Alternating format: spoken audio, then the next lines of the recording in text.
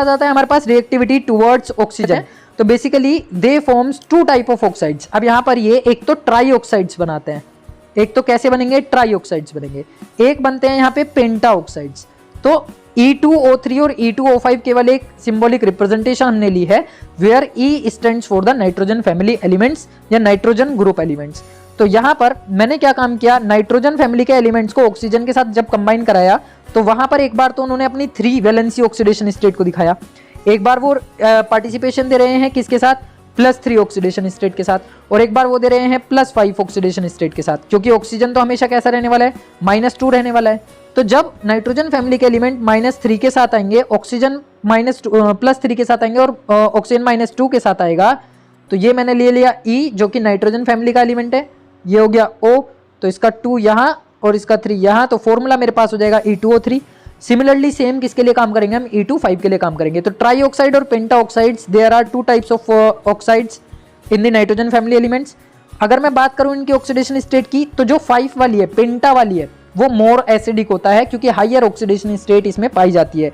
जब oxidation state कैसी होगी, हाइयर होगी।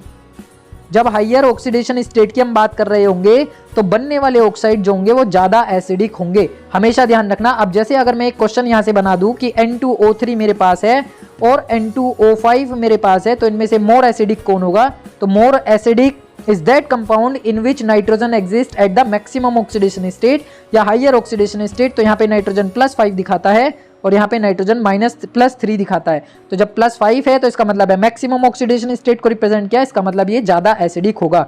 यहाँ से शॉर्ट क्वेश्चन आता है एग्जामिनेशन में, अब वो चाहे एमसीक्यू में बने, चाहे रीजनल दर्शन में बने, चाहे शॉर्ट क्वेश्चन में बने। सीधा सा एक लॉजिक है कि आपकी ऑक्सीडेशन स्टेट बढ़ी, आपकी oxidation state of the element बढ़ी, अगर ये ज्यादा है तो इसका मतलब है एसिडिक करेक्टर भी ज्यादा है, एसिडिक करेक्टर ऑल्सो इंक्रीजेज। अगर ऑक्सीडेशन स्टेट कम है तो एसिडिक करेक्टर भी क्या हो जाएगा, कम हो जाएगा। केवल ये 2 छोटे छोटे से रिजल्ट हैं। अगर मैं बात करूं इनके एसिडिक करेक्टर की, तो वो डाउन टूवर्ड्स क्या होता है, हमेशा डिक्रीज होता है। यहाँ से जैसे जैसे तुम नीचे जाओगे नाइट्रोजन से बिस्मथ की तरफ, तो इसका एसिडिक करेक्टर क्या हो जाएगा, घट जाएगा, क्योंकि बेसिक करेक्टर बढ़ रहा है, बेसिक ऑक्साइड का करेक्टर बढ़ रहा है। क्यों, क्योंकि मेटल बैठी हुई है और मेटल का ऑक्साइड कैसा होता है, नेचर में बेसिक होता है। ये याद रखना है। अभी पीछे भी मैंने ये बात कही कि जब हम नाइट्रोजन से बिस्मथ की तरफ जाते हैं तो इनके जो ऑक्साइड्स होंगे, इनके ऑक्साइड्स की जो एसिडिक करेक्टर है वो डिक्रीज हो जाएगी। रीजन बिहाइंड दिस, क्योंकि नॉन मेटल 2 हैं हमारे पास जिनके ऑक्साइड्स हमेशा एसिडिक होंगे। फिर उसके बाद हमारे पास आर्सेनिक एंटीमनी आ गए थे, कैसे मेटलॉइड्स, जिनके अंदर मेटल नॉन मेटल दोनों की प्रॉपर्टी है। और लास्ट हमारे पास आ गया था बिस्मथ, जो प्योर मेटल है। तो मेटल के ऑक्साइड हमेशा कैसे होते हैं, बेसिक होते हैं, जिसके ब्याह पे हमने कहा कि acidic character decreases down the group in the nitrogen family. तो बेसिकली अगर मैं बात कर रहा हूँ E2O3, जो कि नाइट्रोजन फैमिली में नाइट्रोजन और फॉस्फोरस का जो ऑक्साइड है वो प्योरली एसिडिक होता है। E2O3 जो हमने कंसीडर किया है वो N2O3 के लिए या P2O3 के लिए कंसीडर किया, जो प्योरली एसिडिक होते हैं क्योंकि नॉन मेटल्स हैं। आर्सेनिक और एंटीमनी जो होते हैं वो एम्फोटेरिक होते हैं। कई बार देखा होगा केमिकल रिएक्शंस में लिखते हुए एम्फोटेरिक ऑक्साइड्स इज प्रेजेंट। तो बेसिकली जो आर्सेनिक और एंटीमनी के ऑक्साइड्स हैं वो एम्फोटेरिक इसलिए कहलाए क्योंकि ये ये मेटलॉइड्स की तरह बिहेवियर कर रहे हैं। ये ना तो प्योर मेटल है ना ही प्योर नॉन मेटल है, ये बीच की स्टेट को रिप्रेजेंट करते हैं, जिसकी वजह से इनके ऑक्साइड्स एम्फोटेरिक होते हैं। Last one is bismuth. तो बिस्मथ का जो ऑक्साइड है वो बेसिक है, रिजल्ट वही निकल करके आ गया क्योंकि बिस्मथ क्या होती है, मेटल होती है। बात करें अगर रिएक्टिविटी टुवर्ड्स हेलोजन को लेकर के, सबसे पहले हमने देखा रिएक्टिविटी टुवर्ड्स हाइड्रोजन, फिर हमने देखा रिएक्टिविटी टुवर्ड्स ऑक्सीजन। अब हम लास्ट देख रहे हैं इसमें तीसरा कि रिएक्टिविटी टुवर्ड्स हेलोजन ये किस तरीके से रिप्रेजेंट करते हैं।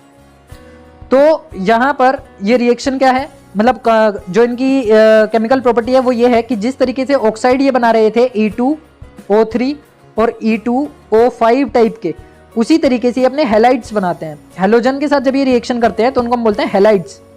उनको क्या नाम दिया जाएगा यहाँ पे, हेलाइड्स।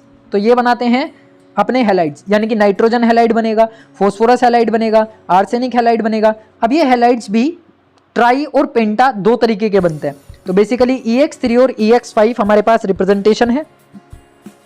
तो ट्राई हेलाइड ये आ गया, पेंटा हेलाइड ये आ गया। रीजन फिर से वही कि नाइट्रोजन फैमिली के एलिमेंट्स यहाँ पर +3 दिखा रहे हैं और हेलोजन -1 दिखा रहा है, जिसकी वजह से 3 चला जाता है हेलोजन के नीचे और 1 चला जाता है नाइट्रोजन फैमिली के एलिमेंट के नीचे, कंपाउंड के नीचे। तो बेसिकली क्या बन गया मेरे पास, एक एग्जांपल मैंने लिया PCl3 और PCl5। These are known as the phosphorus trichloride and phosphorus pentachloride.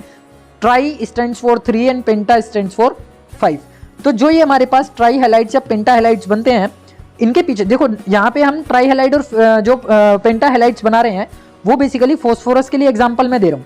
मैं नाइट्रोजन के लिए इन दोनों का एग्जांपल नहीं ले रहा कि NX3 और NX5। क्यों? क्योंकि NX3 तो बनना पॉसिबल है, क्योंकि यहाँ पर d ऑर्बिटल की जरूरत नहीं पड़ती। लेकिन अगर मैं पेंटा ऑक्साइड्स की फॉर्मेशन की बात करता हूँ इन केस ऑफ नाइट्रोजन, तो यहाँ पे वैकेंट d ऑर्बिटल का होना जरूरी था, जो कि नाइट्रोजन में अवेलेबल होते ही नहीं है। तो बेसिकली जो पेंटा हेलाइड्स की प्रिपरेशन होगी कहीं भी, वो किसकी वजह से हो रही होगी? d ऑर्बिटल के वैकेंट होने की वजह से हो रही होगी। अगर कहीं पर पेंटा हेलाइड बना है तो वो due to the vacancy in the d orbital बना है। अगर अवेलेबिलिटी होगी d ऑर्बिटल में, यानी कि d ऑर्बिटल अगर खाली होगा तो ही बनेगा, अगर नहीं होगा तो नहीं बनेगा। तो देखो एक बार ध्यान से कि नाइट्रोजन मैंने लिया और फॉस्फोरस मैंने लिया। नाइट्रोजन का electronic configuration 1s2 2s2 2p3, जबकि जो फॉस्फोरस है उसका जो लास्ट इलेक्ट्रॉनिक कॉन्फ़िगरेशन होता है वो होता है 3s2 और 3p3। सेकंड शेल में 2 ही ऑर्बिटल पाए जाते हैं, 2 ही सबशेल पाई जाती हैं, एक s और एक p। वहां पर d सबशेल प्रेजेंट नहीं होती। लेकिन जो तीसरी शेल होती है उसमें s सबशेल भी होती है, p सबशेल भी होती है और d सबशेल भी होती है। इसका मतलब ये है कि फॉस्फोरस के पास वैकेंट d ऑर्बिटल भी है, वैकेंट p ऑर्बिटल भी है। लेकिन नाइट्रोजन के पास केवल और केवल वैकेंट p ऑर्बिटल है, d ऑर्बिटल नहीं है, जिसकी वजह से ये केवल 3 इलेक्ट्रॉन की तो शेयरिंग कर पाता है लेकिन 5 इलेक्ट्रॉन की शेयरिंग नहीं कर पाता। जबकि जो हमारे पास फॉस्फोरस है वो अपने फॉस्फोरस के इन 3 इलेक्ट्रॉन्स को और अपने s ऑर्बिटल के इन दोनों इलेक्ट्रॉन्स को भी जंप करा करके d ऑर्बिटल में भेज देता है। जहां से ये जंप करेगा सीधा d ऑर्बिटल के अंदर, तब यहां पर हम ये कहते हैं कि इसके पास वैकेंट d ऑर्बिटल है और ये अपना पेंटा हेलाइड बना सकता है। पेंटा हेलाइड कैसे बनेगा? जब यहाँ पे ये खाली हो जाएगा तो एक इलेक्ट्रॉन होगा यहाँ पे, एक होगा यहाँ पे, एक होगा यहाँ पे, एक होगा यहाँ पे, एक होगा यहाँ पे, टोटल हो गए 5 इलेक्ट्रॉन जो कि सिंगल है। तो 5 सिंगल इलेक्ट्रॉन्स 5 हेलोजन्स के साथ क्या कर सकते हैं? डबलिंग कर सकते हैं और अपना हेलाइड बना सकते हैं। तो नाइट्रोजन के पास वैकेंट d ऑर्बिटल ना होने की वजह से, अवेलेबिलिटी ना होने की वजह से वो अपना पेंटा हेलाइड नहीं बनाता, जबकि फॉस्फोरस अपना पेंटा हेलाइड बना देता है। तो क्वेश्चन आता है एग्जाम में, why nitrogen does not form NCl5 while phosphorus can form PCl5? Reason है non availability of the d orbital in the nitrogen while there is vacancy in the d orbital of the phosphorus, so that phosphorus can form PCl5 while nitrogen can not form NCl5।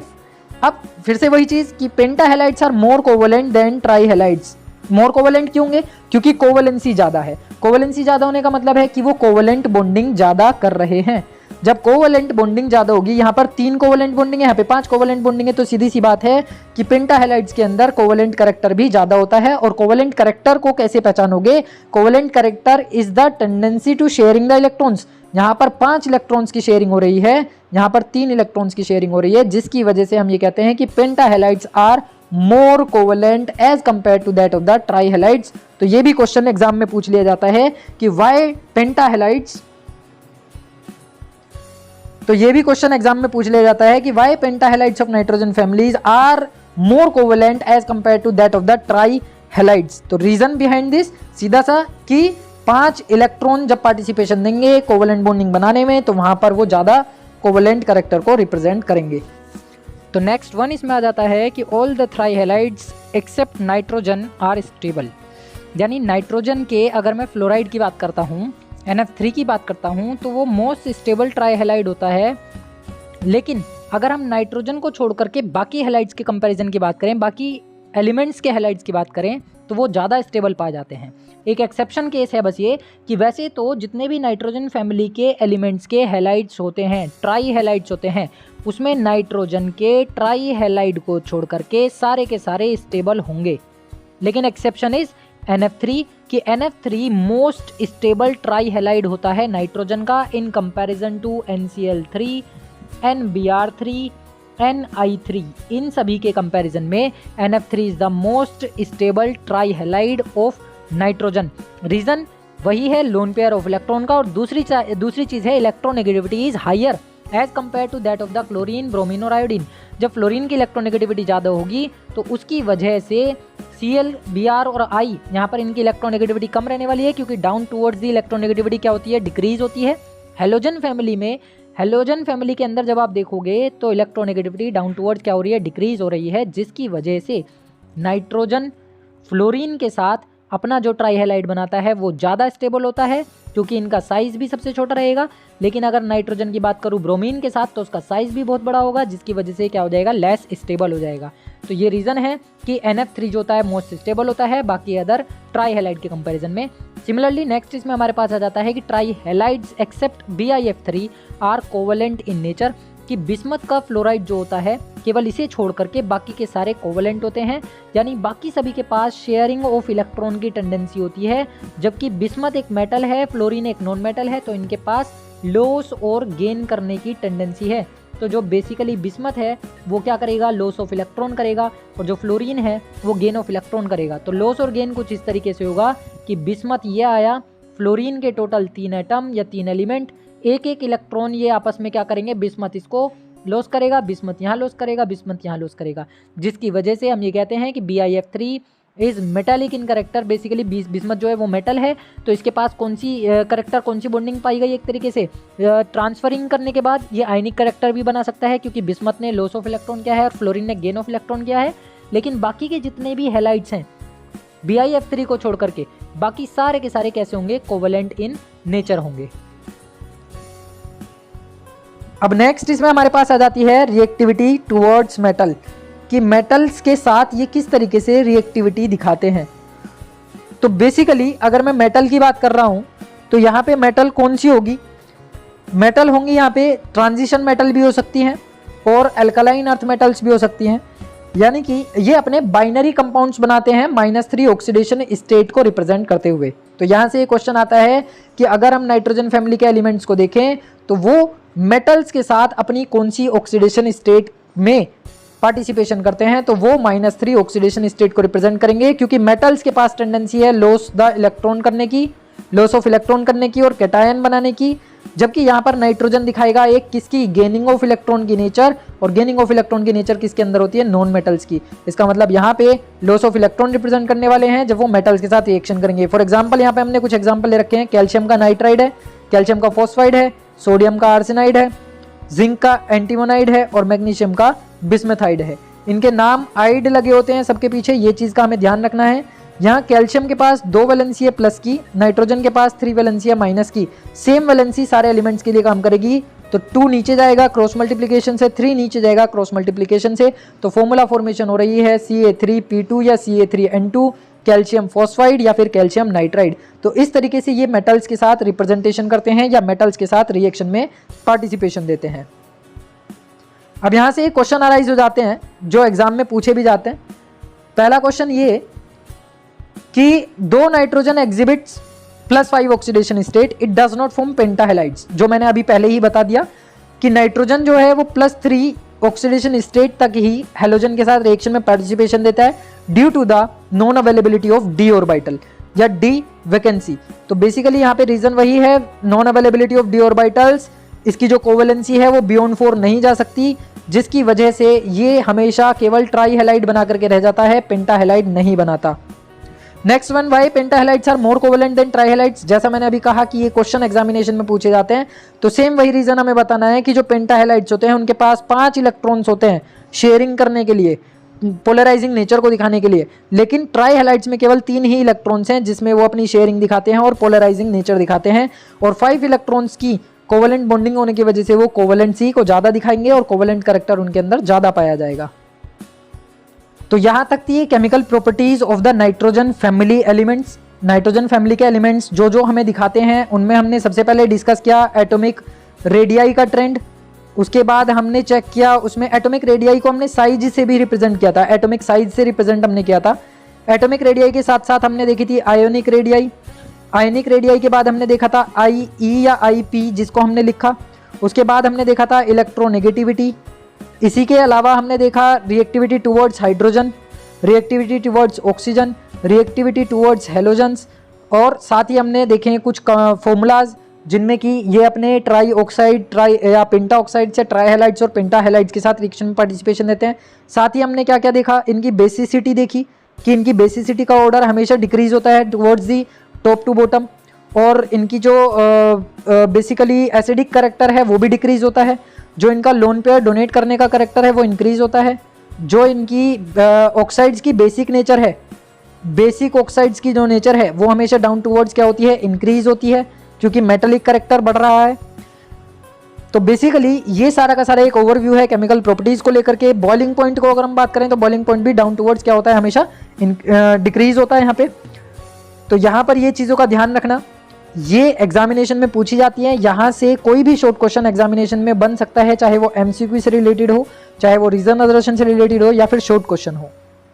तो आज की इस video में केवल इतना ही, बाकी हम देखेंगे नेक्स्ट वीडियो में।